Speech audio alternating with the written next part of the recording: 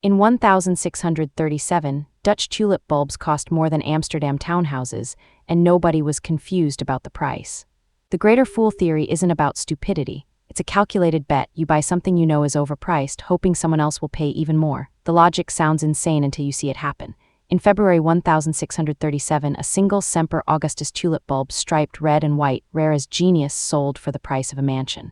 Buyers weren't delusional. They understood exactly what they were doing. So why did a flower bulb, something that rots in 6 months, command that kind of wealth? Because the person buying it believed the next buyer would pay more. Tulip mania wasn't driven by gardeners or florists. It was driven by merchants, traders, and ordinary people who saw an asset that only moved in one direction, up. The price kept climbing because everyone assumed it would keep climbing. Fast forward to 1999. Webvan, an online grocery delivery startup, had never turned a profit, not once, yet it was valued at over $1 billion at its peak. Investors poured money in not because groceries would magically become more profitable online, but because they believed the next investor would pay more. The greater fool theory doesn't require belief in the product, it requires belief in momentum. Here's where psychology enters. When an asset climbs rapidly, your brain releases dopamine, the same chemical that triggers in gambling. You're not thinking about intrinsic value anymore. You're thinking about the guy who bought at half the price and already doubled his money. Fear of missing out overrides math, and that's by design, not by the market, but by human wiring. The greater fool theory only works in a crowd. When millions of people believe the price will climb, it does temporarily.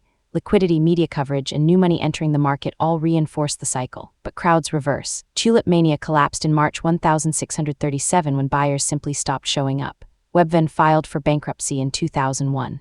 The moment the next fool runs out of money, the momentum dies. So why does this pattern repeat? Because overpriced assets aren't irrational, they're rational bets on human behavior. You're not buying the tulip or the stock, you're buying the belief that demand will outlast supply. The price tag reflects what the last person paid, not what the thing is worth. And that's the machinery behind every bubble, from railroad stocks to cryptocurrency surges. The greater fool theory explains why people buy overpriced assets. They're betting on momentum, not value, and that bet works until it doesn't.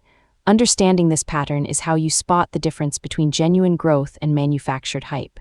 This video is for educational and informational purposes only and is not financial advice. Always do your own research. Subscribe to explore the next financial mania that reshaped markets and fortunes. There's a new bubble waiting in history. This video is for educational and informational purposes only and is not financial advice. Always do your own research.